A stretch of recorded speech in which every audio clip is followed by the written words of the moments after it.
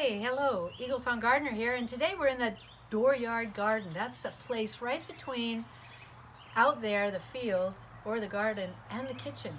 And so we're laying out the elderflowers. We went out for elderflower yesterday, and we're putting the elderflower out to dry.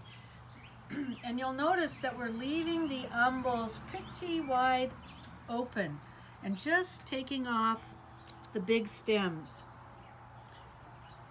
What we're wanting is the pollen, and so if we pick these off too small, we miss the pollen that's on all of these little florets.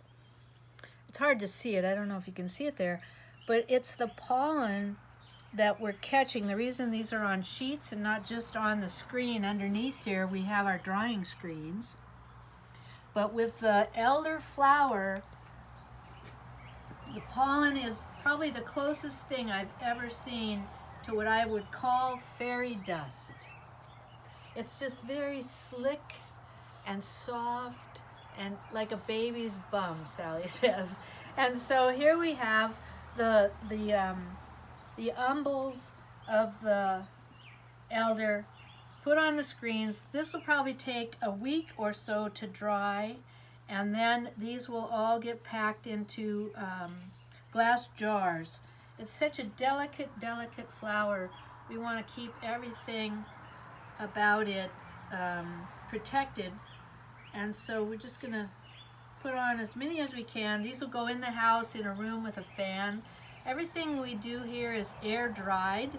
We found that by air drying the herbs, we end up with a much nicer, more real flavor or taste in the herb.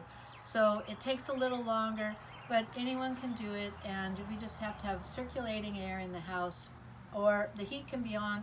Like it's raining out this weekend, so we have the fire going in the house. You could have your heat turned on. But drying the herbs, it's an art to really get them dry so that they make it through for long keeping. And we try to get up as much as we're going to use for dried material in a year. We know that the elders will bloom again next year, so we can go out again and enjoy the foray. All right, if you enjoy our videos, do subscribe. And if you want to come see us in the garden, be sure to sign up for our Walking Seeds newsletter at eaglesong-gardener.com, where we are living health from the ground up.